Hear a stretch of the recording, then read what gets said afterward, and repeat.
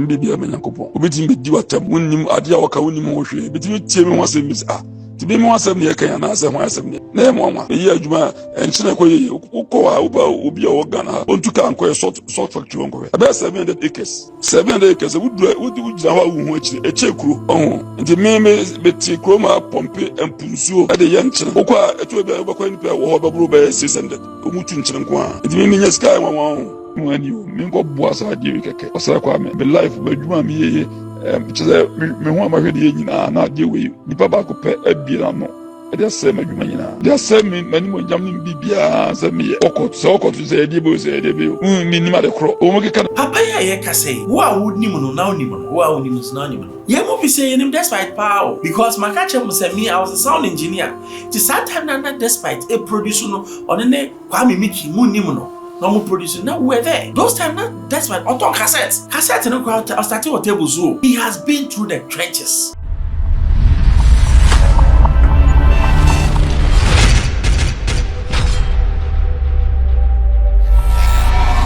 Hello, hi, Xposed GH. The name is Ben Bros, baby. I will be the Jackers now. Despite Doctor or say Kwame despite. Papa oye bebre but so many times he has been defamed. You can see a defame me you bet can someone to so a won't me you ano. Me who video because on kasada. But you say I didn't me say kasa. Instead bebre near kato papa so. You say oye occult. E be say sa blood donation no ye no okonu moja. E be so no kunkum musicians. E be so yes say. Na ade ba kwa twa ne nsunum ne santo owuo no a abusua panyi Judas okotena America na okase despite ni paponi ni eno na me say despite here no se there be we dia no odin the despite for the first time wabekasa obata bekasa wankasa yinti mbeza wande mekan anwasem bi omuno se yakanso obi abo obi a ngonu mum ne ka eso okai hu se ibe peja umudin no na me mum na kama boa no nyon mum na aboa me omu bi bedwuma bia no amne mu ye ya omu nyi omu sikansa no maye adwuma bia no mu ye bia metuo muka so omu ye bibia no mbeton a omu ni media no na metuo muka bibia me ni ye bia metuo muka na time bia na omu humia na mba ho bia so me bibia me chewo mu santo obegu na be 5 years kwa na me hu ida na me no matiti mu sa ko no be ye o mbesa ti so mu ye fam na mpadu na de mu cassette be me na me ye ho adwuma na me ame mo record bi ma me de mo record ma me ko e mu sa di ko ma obi the same story no ma record ma me nti me ni na egu o asa na wo nya bruchira akotra na ko pan ye wadum na wo nya bruchira akotra na se obi ya interview na woke kasi fa me ho abra wa nza so aka nso nye nokre nti nipa be be no ma ya adwuma yi anwuma ngofo ye ma me adverta ngofo ye wo charge no ya ma ni na nti se obi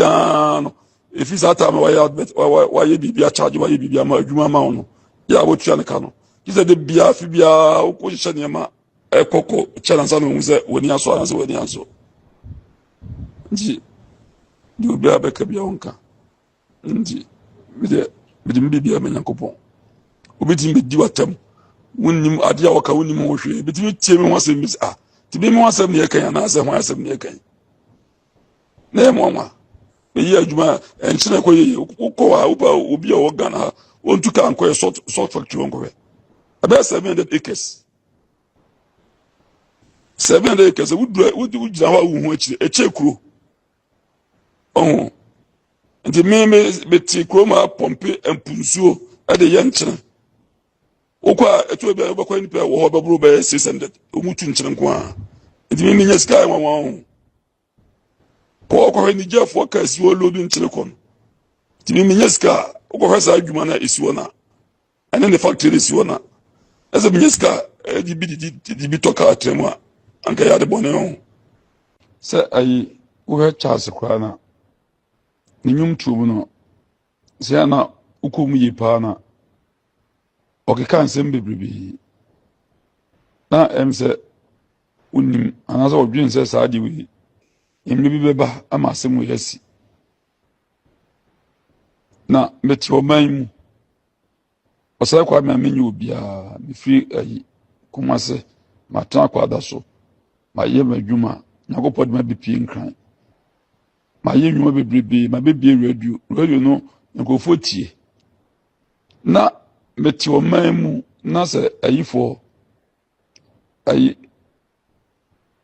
oman na base ombese omu nyambuja esi hospitals no ya no mashotu buja ndi wo radio wo TV fa boy na yenye bi mese mate ehu ka nyina mefa esa mi bidi me media ene ayi mi space ayi chese obi wo kwa na omu ba ebi wo chese ka bebo ho kra no enya ka ketwa ndi bidi beboa na nse ya me kai se ayi sister bia na me koye recording no London na me tere nche ne ba abesa no Ghana na opia koto adio na ka bono nyina mabubu odako ayi 37 miana mko ko tane nche ya obuko operate no muso muhia moja 2 ese moja 2 ya standby na omo suzo mungo fo nyina wa abrochire na me yeko epe bia yenya bia me stress obu de humfa mai na sa after we no ye betwi bia momo anze epe bia na twi bia momo na me rekora ho nze me tio me se nyakopon adum media me kasa nipa beti na me mfa bi media moa na nyina moja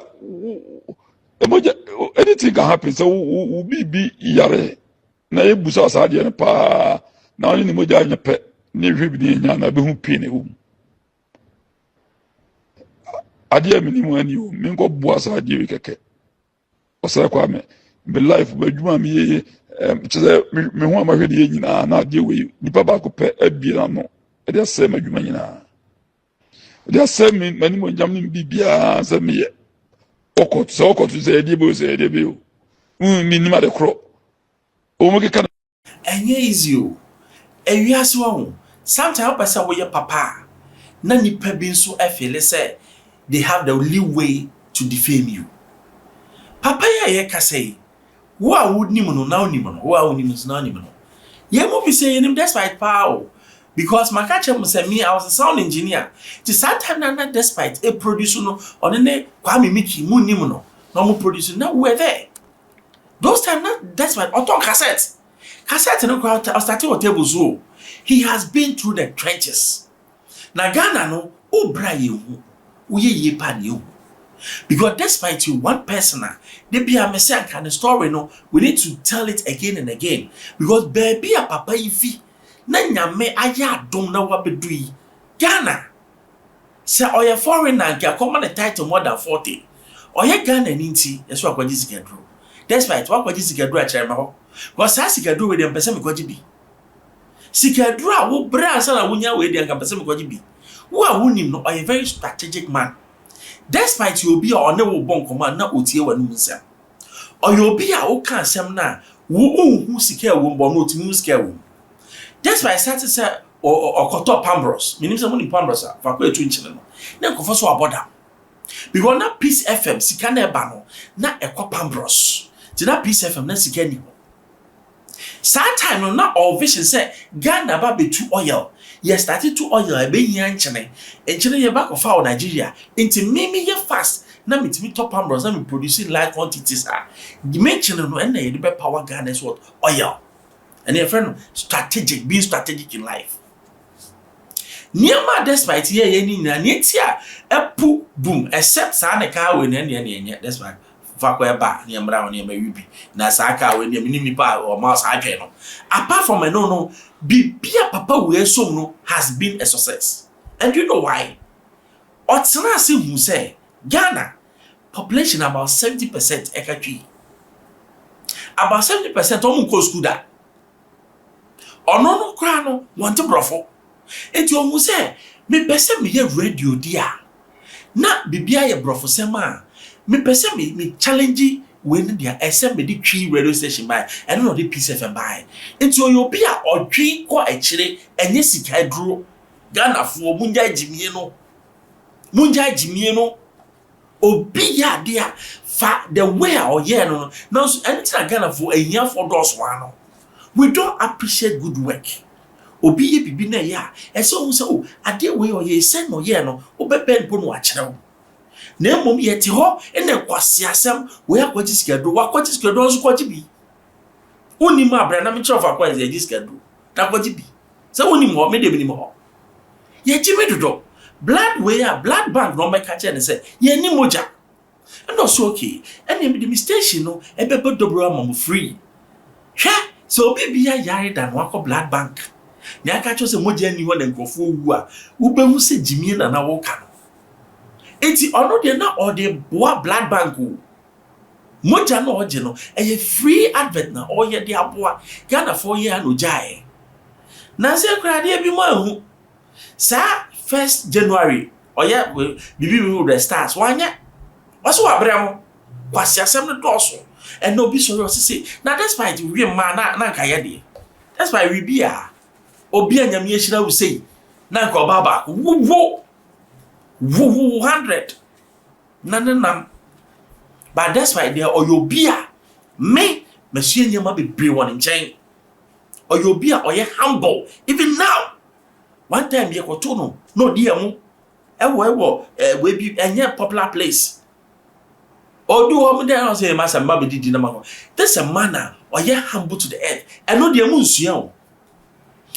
and I make a tell say before you think no wa dwen that Inti niama bi on Ghana hu say we me no dia binyanka that's right I'm calling the president and I mention come